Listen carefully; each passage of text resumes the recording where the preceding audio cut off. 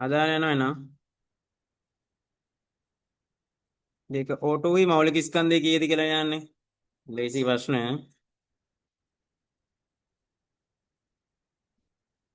16යි O2යි අණු කීයක් තියෙනවද? දෙකක් තියෙනවනේ. දෙවාරයක් 16. ඒතර කීයද? 22යි. ලොකුවට මේවා නම් විස්තර කරන්නේ නැහැ. 3 කාබන් ඩයොක්සයිඩ් ගේ සාපේක්ෂ අණු ස්කන්ධය. ලේසිනේ. කාබන්ගෙන් හම්බෙනවා 12ක්. ඔක්සිජන්ගෙන් හම්බෙනවා දෙක ගානේ 16. ඒතර මෙතන තියෙනවා 12ක්. මෙතන තියෙනවා 32ක්. ඔක්කොම එකතු වුණාම 44යි. උත්තරේ D. හරිනේ.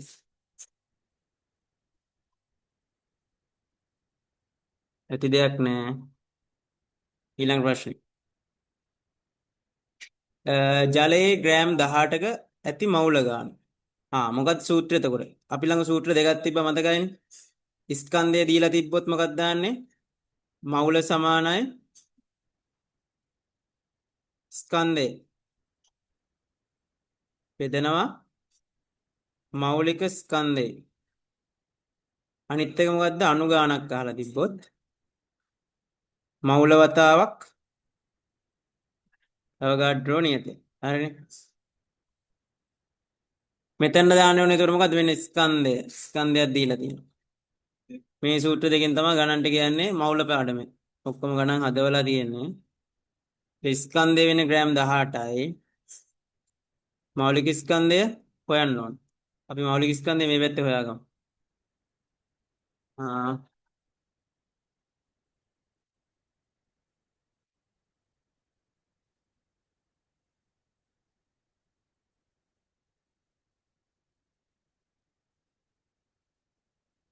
මෞලික ස්කන්ධය අපි ගමු.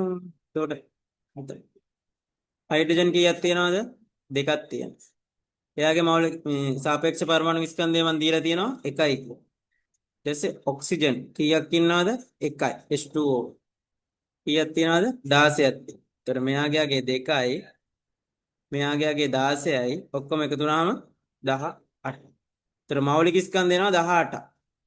එහෙනම් අපිට තියෙන්නේ මෙතන 18යි G මෞලයට G ට G කැපෙනවා 18 18 කැපෙනවා මෞලයට කියන එක උඩට යනවා එතකොට මෞල වෙනවා. හරි. ලේසියි.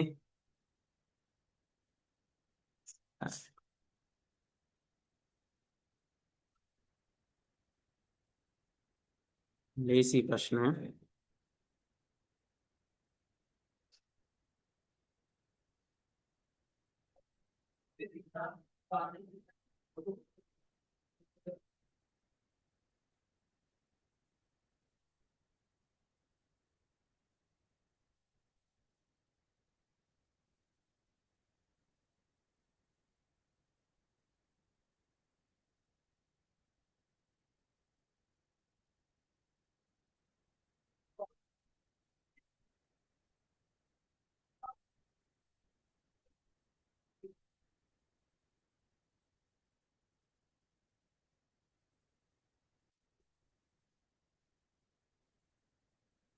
ඒකත් හරි.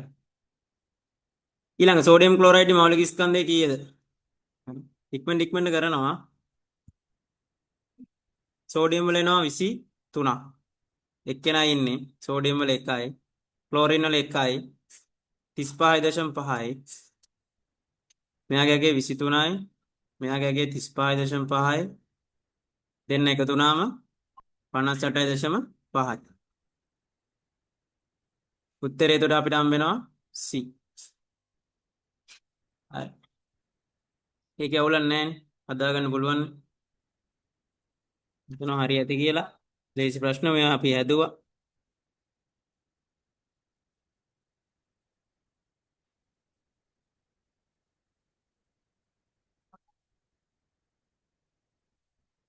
හරි.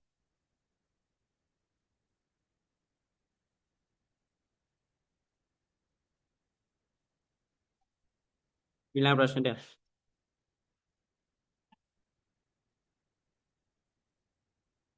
කැල්සියම් කාබනේට් ග්‍රෑම් 200කට අංගු මවුල ගන්න. හරි. ඉස්සෙල්ලාම අපි මේක දැනගන්න ඕනේ මොන සූත්‍රෙද දාන්නේ කියලා. මේකට දාන්න වෙන්නේ අපිට ස්කන්ධයන් දීලා තියෙන්නේ. ස්කන්ධයක් දී ඇති විට සූත්‍රය මොකද්ද? මෞල සමානයි ස්කන්ධය බෙදනවා මෞලික ස්කන්ධය. ඔක්කොම කියලා දීලා තියෙන්නේ. හරි. ස්කන්ධයක් දුන්නාම මොකද්ද? අනුගානක් අසය ඇති විට මොකක්ද දාන්නේ? ඔක්කොම කියලා දීලා තියෙන්නේ. හරි. එතකොට මෙතන ස්කන්ධය ග්‍රෑම් 200යි. මෞලික ස්කන්ධය කීයද කියලා අපි හොයාගන්න වෙනවනේ. මෞලික ගන්න හොයන්න. මේ පැත්තේ කැල්සියම්. කැල්සියම් කීයක් තියෙනවද අණු? 1යි. වතාවක් 40යි. කාබන් කීයක් තියෙනවද? 1යි. වතාවක් 12යි. ඔක්සිජන් කීයක් තියෙනවද? 3යි. වතාවක් 16යි. මෙතනගේ 48යි. මෙතන 12යි. මෙතන 40යි. ඔක්කොම එකතු වුණාම 100යි. එහෙනම් මෙතනට එන්නේ CIG MOL ඍණ 1. G ට G කැපෙනවා මේ බිංදු දෙකට මේ බිංදු දෙක කැපෙනවා. ඉතුරු වෙනවා දෙකක්. මවුල් ලයට උඩට යද්දි මවුල් වෙනවා. හරි නේද? මං හිතනවා අදලා ඇති කියලා.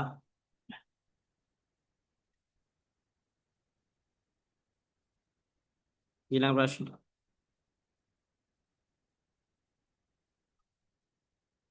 ඔන්න ඊළඟ එක. ඊළඟ එකට දාන්න වෙන්නේ මොකද්ද? අනිත් සූත්‍රනේ. මොකක්ද සූත්‍රය? අනුගණන.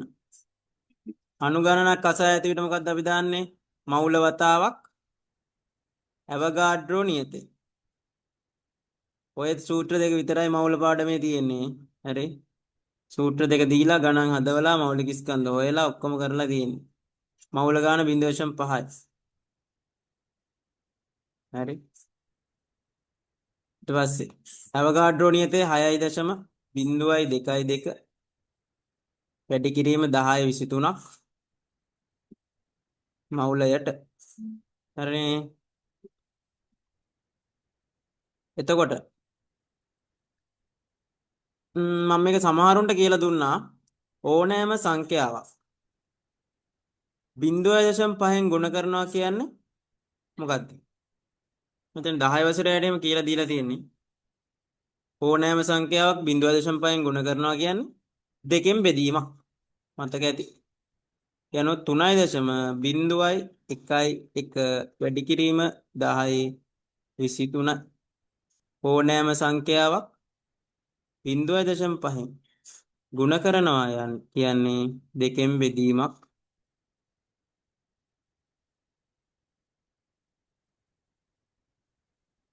හරි. ලේසි ගානක්.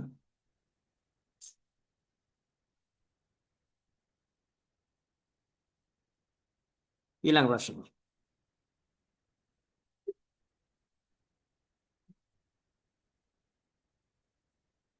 CH4 ග්‍රෑම් 32කට අඩංගු මවුල ගන්න.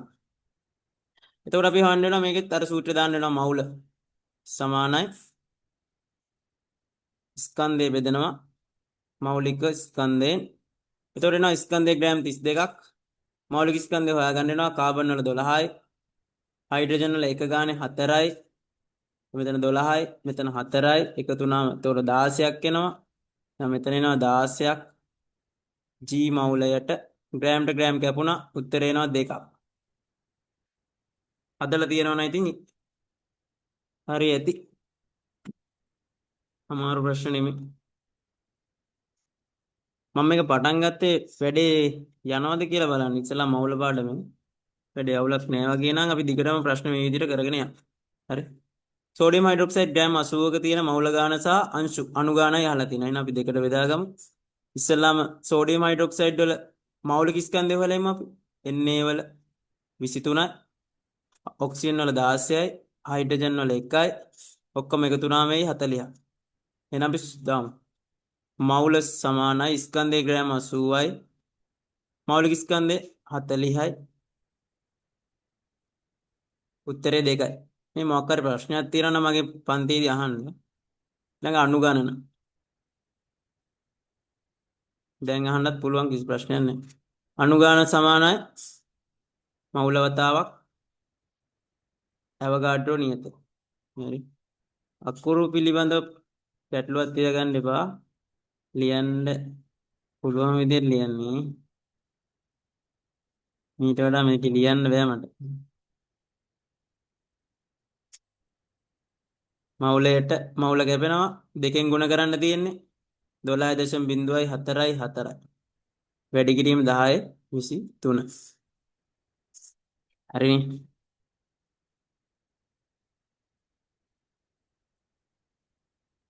ඊළඟ කාබන් ඩයොක්සයිඩ්.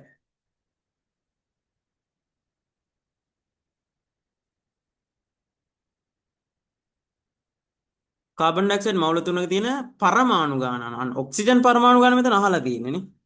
එතකොට එක කාබන් ඩයොක්සයිඩ් මවුලයක් තුල ඔක්සිජන් තියෙනවා කීයද? දෙකක්. එක මවුලයක ඔක්සිජන් ඒවා තියෙනවා දෙකක්. එහෙනම් මෙයාලා අහලා තියෙනවා මවුල තුනක කීයද කියලා. මවුල තුනක එකක දෙකයි නම් තුනක කීයද? 6යි මවුල. මවුල 6ක් කරා. එහෙනම් මෙයා අහලා තියෙන ඔක්සිජන් පරමාණු. එතකොට අපි හොයාගත්තා එකක ඔක්සිජන් මවුල දෙකක් තියෙනවා. එහෙනම් කාබන් ඩයොක්සයිඩ් මවුල තුනක තියෙනවා. ඔක්සිජන් මවුල 6ක්. එහෙනම් අපි සුපුරුදු සූත්‍රය දානවා අනුගානේ සමානයි මවුල වලගේ 6යි ඇවගාඩ්‍රෝ නියතේ 6.02 වැඩි කිරීම 10/23යි. එතකොට මේ මවුලයට මේ මවුල කැපෙනවා. එතකොට 6 වරක් 2 12යි 6 වරක් 2 12යි 1යි 13යි 6 වරක් 6 36යි වැඩි කිරීම 10/23යි 36.132යි වැඩි කිරීම 10/23ක් එනවා. හරි. ඊට පස්සේ මෞලික ස්කන්ධ ගණනය කරන්න තියෙන්නේ අපි හොයලා තියෙන්නේ ජලය අපි හෙව්වා 18යි G මවුලයට කැල්සියම් කාබනේට් වල හෙව්වා මේ 100යි මෙන් ලියන 100යි අපි හෙව්වේ නැත්තේ සල්ෆියුරික් වල එන සල්ෆියුරික් වල හොයමු හයිඩ්‍රජන් ඉන්නවා දෙන්නෙක් එයාගේ මෞලික මේ පරමාණු ස්කන්ධය 1යි සල්ෆර් ඉන්නවා එක්කෙනෙක් එයාගේ පරමාණු ස්කන්ධය 32යි ඔක්සිජන් ඉන්නවා 4 දෙනෙක් එයාගේ 16යි එතකොට මෙතන 2යි මෙතන 32යි මෙතන 64යි ඔක්කොම එකතු වුණාම 98ක් ඒවි එහෙනම් මෙයාගේ 98යි ජීමවුල් 98යි හරි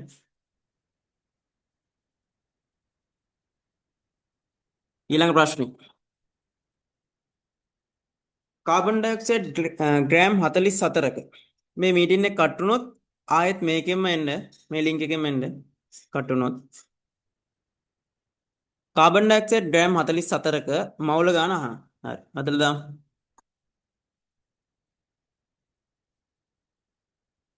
ඉස්සල්ලාම එන මවුල ගාන හොයද්දී මෙතන මොන සූත්‍රෙද දාන්නේ අණු ගානක් අහලා නැහැ මවුල අහලා තියෙන ස්කන්ධය දීලා තියෙන්නේ වෙන අපිට සූත්‍රය මතකනේ ස්කන්ධය අසා ඇති විට දාන සූත්‍රය මවුල සමානයි ස්කන්ධය 44යි මෞලික ස්කන්ධය හොයාගත්තා 44යි උත්තරේ 1යි ඒකේ මෞලික ස්කන්ධේ කාබන් වල 12යි ඔක්සිජන් වල 2 ගානේ 16යි 12යි 32යි 44යි එතකොට ඊළඟ ප්‍රශ්නේ ගන්න අණු ගාන හරි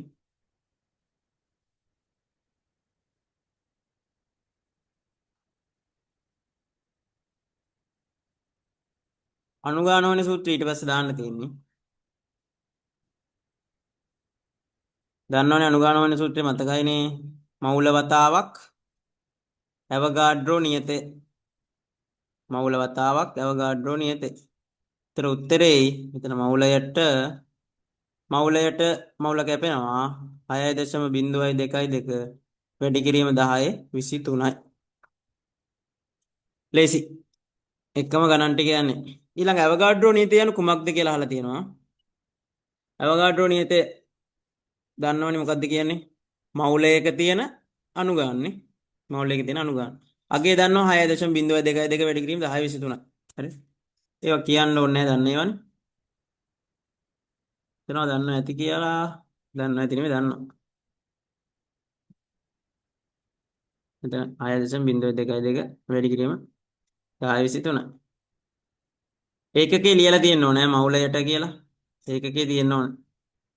ඊළඟ සල්ෆියුරික් 98ක් තුල ඇති මවුල ගාන. හදලා දාමු. අපි හෙව්වා කලින් එකේ මෞලික ස්කන්ධය. ඒතර මං ආයෙ හොයන්නේ නැහැ. ඕනේ. කලින් අපි හොයලදී අපිට ආවේ කීයද? 98. දැන් ආයෙ මං හදන්නේ.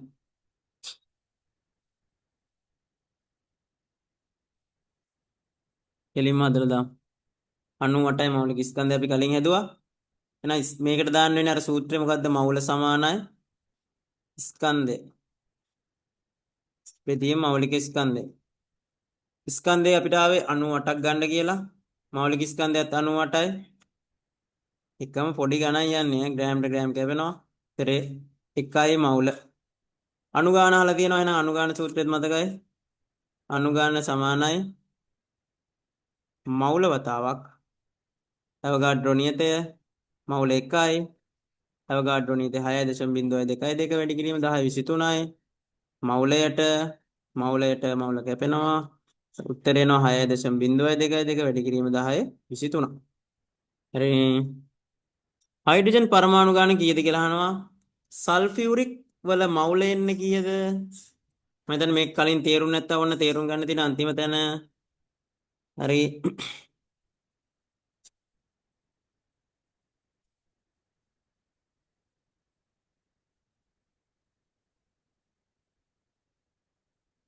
හයිඩ්‍රජන් පරමාණු ගාන අහන්නේ සල්ෆියුරික් වල H2SO4 හයිඩ්‍රජන් තියෙනවා දෙකක්.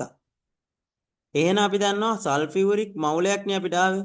සල්ෆියුරික් මවුලයක හයිඩ්‍රජන් මවුල දෙකයි. හරිනේ. පරමාණු ගාන යහන්නේ. එහෙනම් අපි දානවා අර අණුගාන සූත්‍රය. අණුගාන සමානයි මවුල වතාවක් අවගාඩ්‍රෝ නියතය. අර සූත්‍ර දෙක නම් මතක තියෙන්න ඕන. ගණන් හදන්න. මම මේ ගණන් දුන්නෙත් ඒ සූත්‍ර ආයෙත් මතක් කරවන්න. හරි. කෙලින්ම ගණන් හදන්න සූත්‍ර දෙක දීලා තියෙනවා.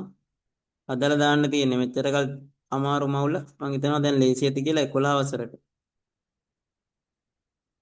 කලින් ඉගෙන ගන්න නැති සූත්‍ර එක්කම එක තැනකට අරන් දීලා තියෙනවා. ඔන්න ඊළඟ ප්‍රශ්නේ පොඩ්ඩක් හොඳ ප්‍රශ්නයක්.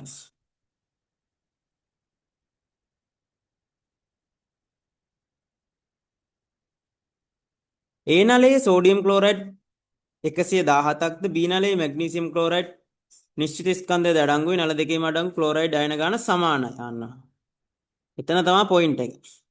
ක්ලෝරයිඩ් අණු ගාන සමානයි දෙකේම තියෙන. ඒක පොඩ්ඩක් ඔළුවේ තියාගන්න. එහෙනම් අපි ඉස්සෙල්ලාම සෝඩියම් ක්ලෝරයිඩ් මෞලික ස්කන්ධය හොයන්න ඕන. මම හිතනවා හොයලා ඇති කියලා. සෝඩියම් ක්ලෝරයිඩ් වල මෞලික ස්කන්ධය 58.5ක්. ඒක මම හොයා ඉන්නේ. දන්නවනේ. 58.5 ගන්න විදිහ. සෝඩියම් ක්ලෝරයිඩ් 58.5යි. එහෙනම් අපිට දාන්න තියෙන සූත්‍රය මොකද්ද? ස්කන්ධය දී ඇති විට දාන සූත්‍රය. ස්කන්ධ 117යි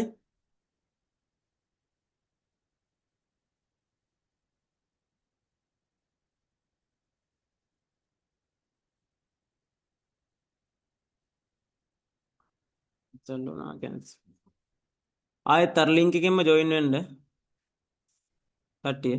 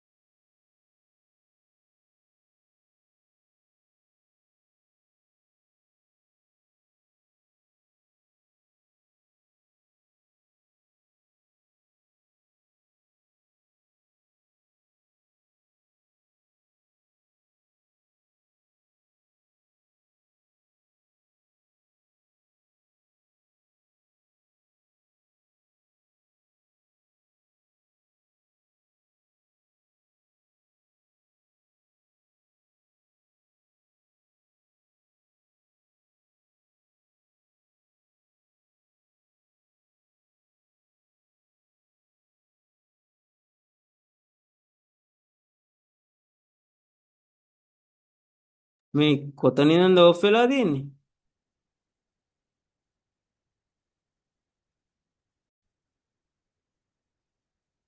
ගොඩක් වෙලා දැන් ඕෆ්ද? හරි මේ ගානේ අමාරු ගාන මේ ගාන කියලා දෙන්න. සෝඩියම් ක්ලෝරයිඩ් තියෙනවා Cl තියෙනවා මෙතන ගන්නේ කොහමද? සෝඩියම් ක්ලෝරයිඩ් වල තියෙන ක්ලෝරීන් අණු ගාන එකයිනේ. එතකොට අපි කලින් හොයාගත්තනේ සෝඩියම් ක්ලෝරයිඩ් මවුල 2යි කියලා. එහෙනම් ඒ ගානම තමයි ක්ලෝරින් වල තියෙන මවුල ගාන. එතකොට 2යි. අණු ගාන සමානයි මවුල වතාවක ඇවොගාඩ්‍රෝ නීතිය දාලා අපිට හොයාගන්න පුළුවන් ක්ලෝරින් අණු ගාන. එතකොට හොයාගත්ත හැකිනේ 2යිනේ. මේ විදිහටම තමයි මැග්නීසියම් ක්ලෝරයිඩ් වලත් අණු ගාන හොයන්නේ. මේක ගානේ කියනවා මැග්නීසියම් ක්ලෝරයිඩ් අණු ගානයි මැග්නීසියම් ක්ලෝරයිඩ් වල තියෙන ක්ලෝරින් අණු ගානයි සෝඩියම් ක්ලෝරයිඩ් වල තියෙන ක්ලෝරින් අණු ගානයි සමානයි කියලා. එතකොට අපි දාන්නේ මේ සූත්‍රෙමනේ. දාන්නේ මේ සූත්‍රෙමනේ. එතකොට එහෙනම් මැග්නීසියම් ක්ලෝරයිඩ් වල අණු ගාන හොයද්දි එන්නේ මේ වගේමනේ. එහෙනම් අපි දැනගන්නව නේද? මැග්නීසියම් ක්ලෝරයිඩ් වල තියෙන මවුල ගාන ක්ලෝරින් මවුල ගාන 2යිනේ. එතකොට ක්ලෝරින් මවුල ගාන 2යි නම් මැග්නීසියම් ක්ලෝරයිඩ් වල මවුල ගාන කීයද? මෙයාගේ 1යි මෙයාගේ මේ 2ක් ඉස්සරහින් එනවනේ ක්ලෝරින්. එතකොට ක්ලෝරින් 2යි නම් මැග්නීසියම් ක්ලෝරයිඩ් තියෙනවනේ 1යි. අපි මැග්නීසියම් ක්ලෝරයිඩ් එතන මවුල 1යි කියලා දන්නවනම් අර සූත්‍රයට දාන්න තියෙන්නේ ස්කන්ධය වතාව මෞලික ස්කන්ධය මවුල ගාන හොයාගත්තද 1යි කියලා මැග්නීසියම් ක්ලෝරයිඩ් වල මෞලික ස්කන්ධය හොයාගන්න 24යි 35.5 ඒවා දෙකක් කියන්නේ 71යි 4 1යි 5යි 7යි 2යි 9යි 95යි sorry